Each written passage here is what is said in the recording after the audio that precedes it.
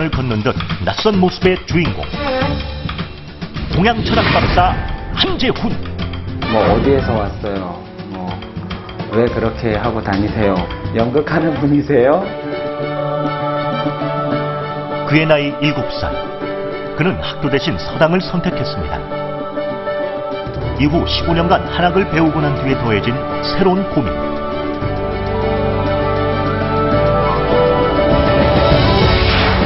다시 검정고시를 거쳐 대학에서 철학을 전공한 그는 이제 대학에서 전통의 가치와 삶의 방향을 가르치고 있습니다.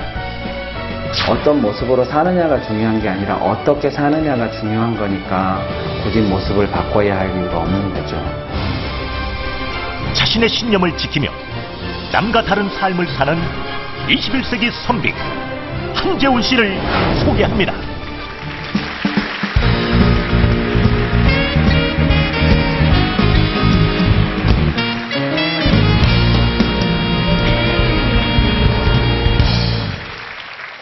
지금 화면에서 봤던 바로 그 차림이시네요. 네, 네. 근데 이렇게 남의 주목을 받을 이 옷차림이면 혹시 불편하지 않으세요? 어디 가나?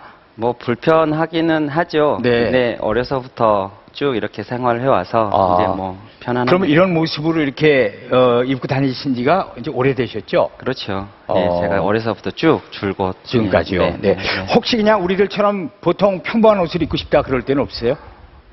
뭐 어렸을 때 잠깐 그랬는데요. 네네. 뭐 지금은 그런 생각 없습니다. 오히려 불편한 게 아니라 지금은 아주 편하시겠어요? 네, 그렇죠. 네. 예. 그 오늘 얘기가 어떤 얘기죠, 강연은? 오늘은 네. 제가 좀 남들과 다른 삶을 살아온 이야기. 네. 그래서 그것이 남들과 다른 사람이 두려워할 일이 아니다라는 이야기를 하고 려고 네. 나왔습니다. 오늘 저 준비하신 그 주제가 남들과 다르다는 것을 두려워 말라. 네. 바로 하여튼 본인의 얘기신 네, 것 같습니다. 네, 네. 자, 오늘 얘기 잘 들어보겠습니다. 강연석으로 이동하시기 바랍니다.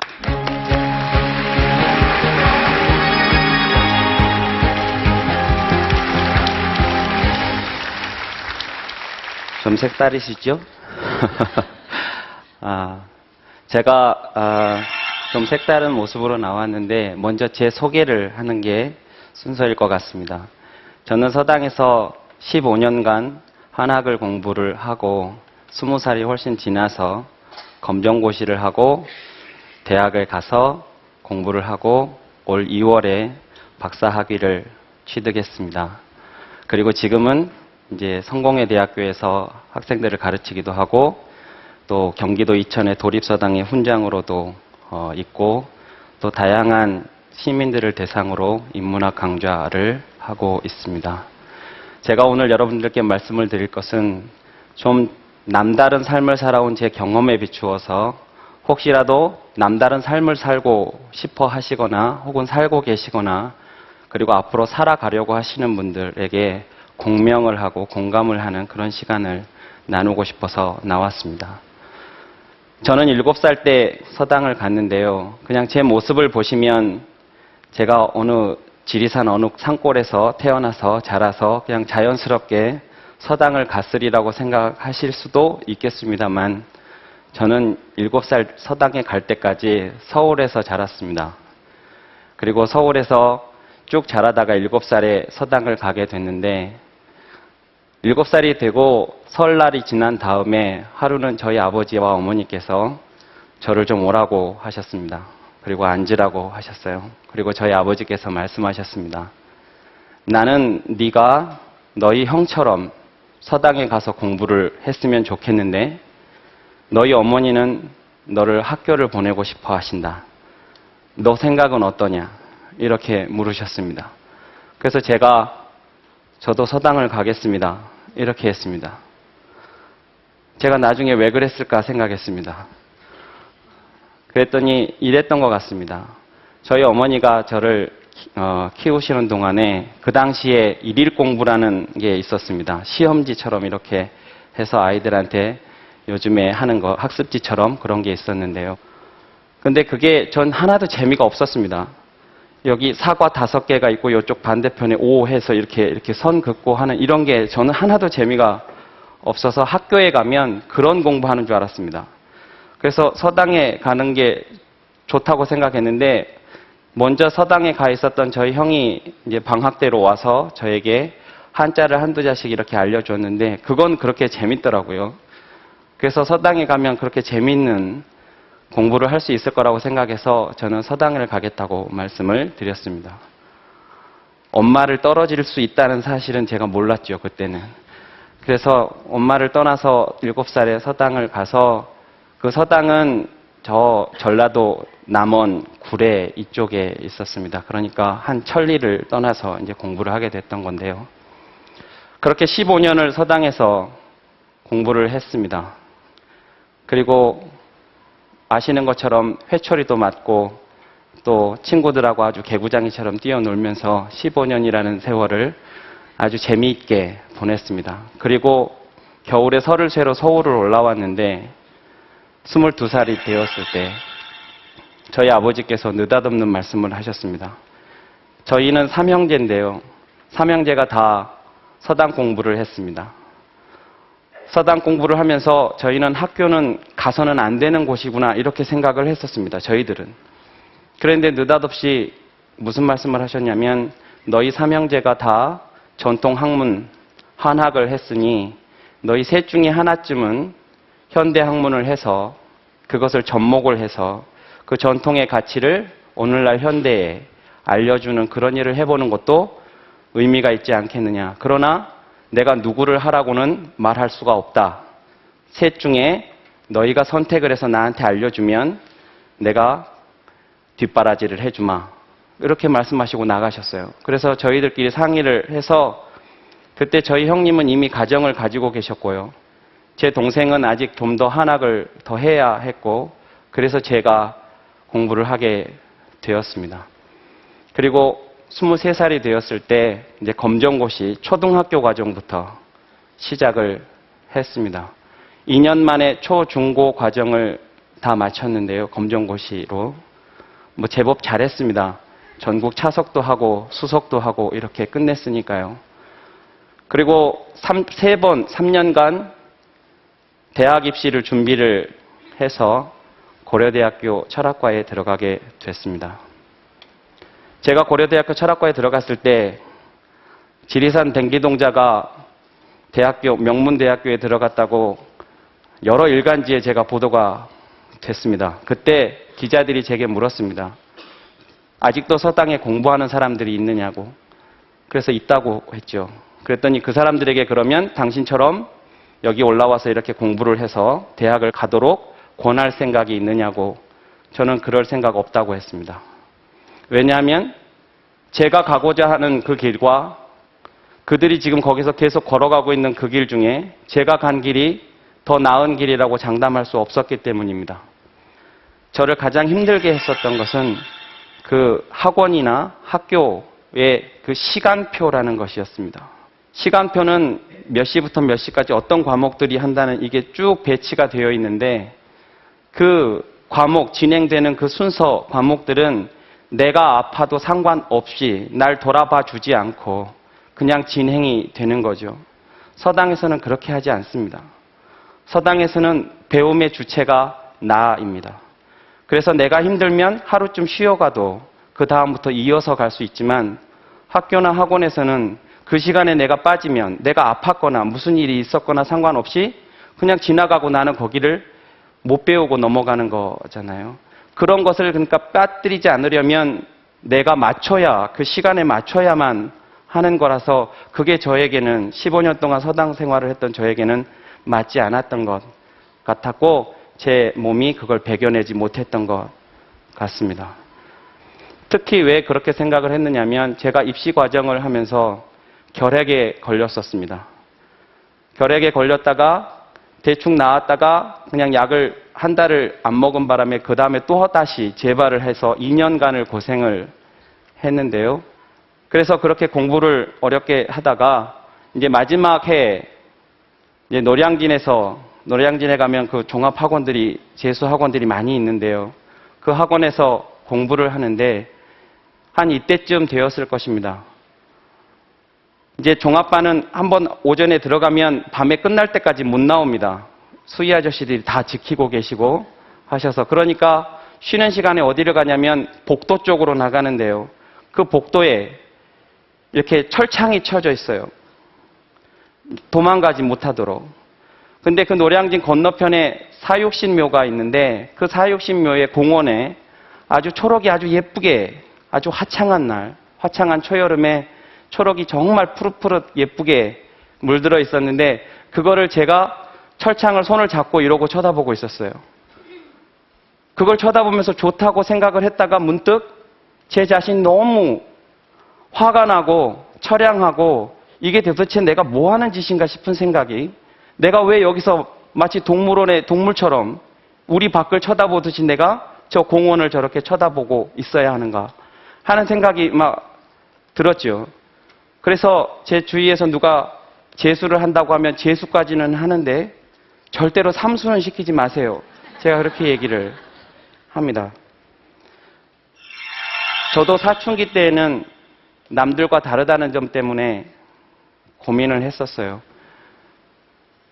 또 다른 분들이 제게 늘 많이 물어보는 질문이 그겁니다. 지금은 그렇게 살더라도 어렸을 때 혹시 그 모습을 버리고 싶은 생각은 없었느냐, 이런 말들을 하죠. 그런데 제가 나중에 생각을 해보니까 제가 사춘기 때 고민을 했었던 것은 내 모습 때문이 아니라 사춘기 때 겪어야 할 시간을 겪었던 것뿐이라고 생각을 했습니다. 어떤 제가 아는 분은 자유라는 말을 자기 이유라고 설명하는 선생님이 계십니다. 즉 자유롭다는 것은 자기 이유를 가지고 사는 삶이다. 자기가 왜 어떻게 살 것인지를 알고 살아가는 게 자유로운 삶이라서 자유는 자기 이유이다. 이렇게 설명하는 선생님이 계십니다.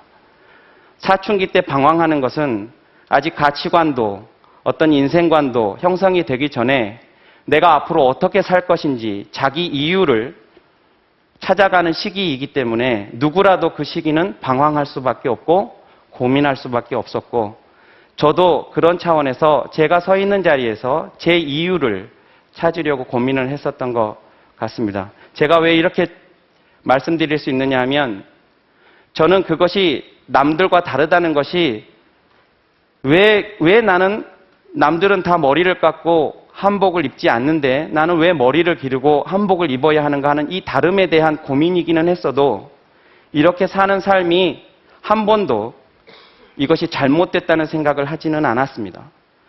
제가 그렇게 생각할 수 있었던 데는 저희 아버지의 영향이 큽니다.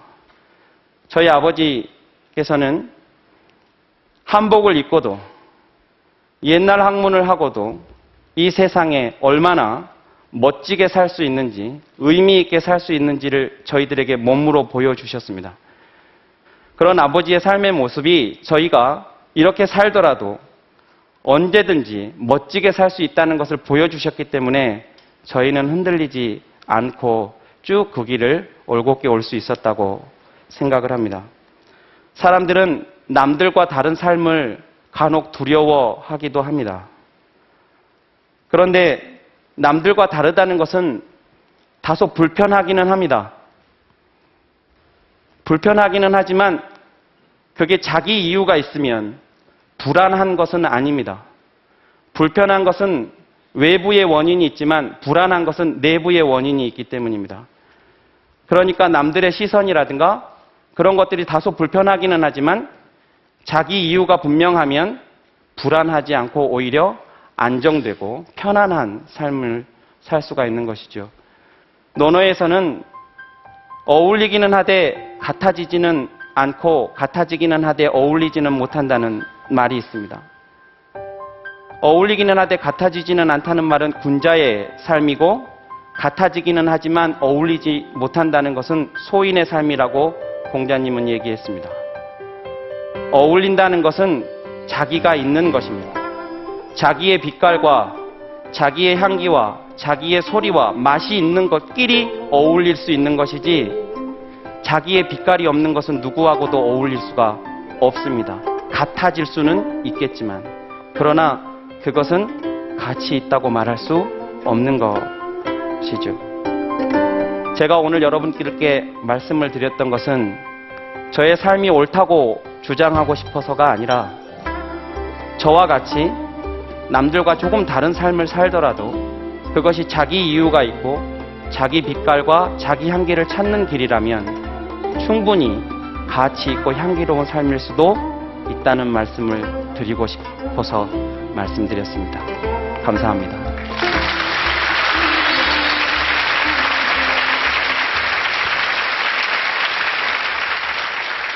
잘 들었습니다. 학생들한테 인기도 참 많으실 것 같아요. 좋아. 뭐 잘 모르겠습니다. 아, 그건 뭐 신경을 잘 안 쓰시는 거예요. 그러면 앞으로 계획은 어떤 또 계획을 가지고 계세요? 제가 이제 이번에 박사학위를 했으니까 네. 좀 더 많은 강의도 하고 네. 저술도 하고 해서 우리 안에 있었던 좋은 가치들을 세상에 알리는 일, 그런 걸 하고 싶습니다. 네, 앞으로도 하여튼 많은 일 좀 하시고요. 우리에게 많은 깨우침을 좀 줬으면 좋겠습니다. 얘기를 듣고, 오늘 강연 듣고 어떻게 느끼셨습니까? 네. 저는 순간 그 드라마 성균관 스캔들 속의 정약용 선생님처럼 잠시 느꼈었습니다. 저는 그 시간표의 억압이라는 것이 굉장히 인상적이었어요. 저희는 시간표에서 벗어나면 그게 잘못인 줄 알았거든요. 근데 그렇지 않고 자유의지로 사는 것이 더 큰 행복이 될 수도 있겠구나라는 생각을 해봤습니다. 고맙습니다. 남들이 나를 어떻게 생각할까, 그게 신경 쓰면서 이 동의불화식의 삶을 살았지 않았나 반성하게 됐고요.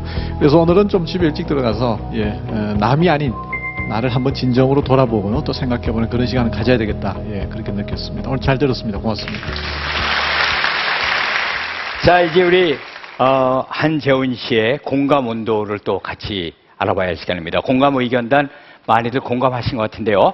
자, 공감을 하신 분은 버튼을 눌러주시면 되겠습니다. 버튼 눌러주세요. 남들과 다르다는 것을 두려워 말라. 과연 공감 온도는 몇 도일까요? 온도 보겠습니다. 올라갑니다. 87도입니다. 수고하셨습니다. 첫 번째 강연자, 사법시험 최고령 합격자 오세범. 강연 주제, 40, 도전하기에 충분한 나이의 공감 온도는 87도. 두 번째 강연자, 중국 유일의 한국인 여성 기장 조은정. 강연 주제, 마음 먹었다면 당장 행동하라의 공감 온도는 83도. 세 번째 강연자, 교수가 된 댕기 동자 철학 박사 한재훈. 강연 주제, 남들과 다르다는 것을 두려워 말라의 공감 온도는 87도였습니다.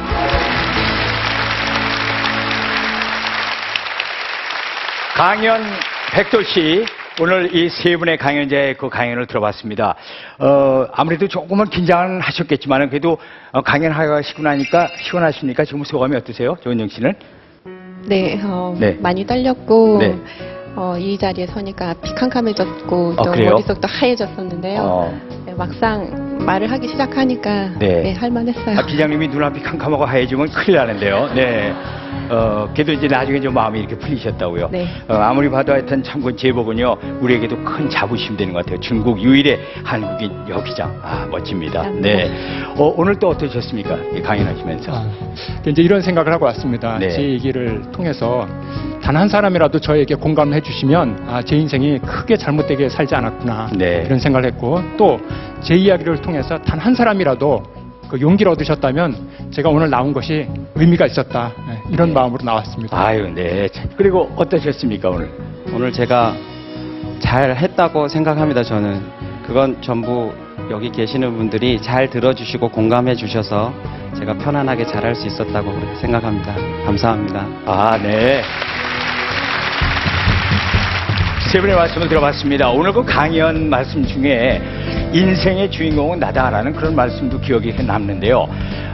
강연 백도씨 문은 열려 있으니까 여러분이 주인공인 인생 얘기, 인생 드라마 누구든지 나와서 여기서 저희들에게 들려주셨으면 고맙겠습니다. 앞으로도 많이 기다리겠습니다. 강연 백도씨, 다음 주에는 또 더 뜨거운 강연을 가지고 여러분 앞에 돌아오겠습니다. 여러분 감사합니다.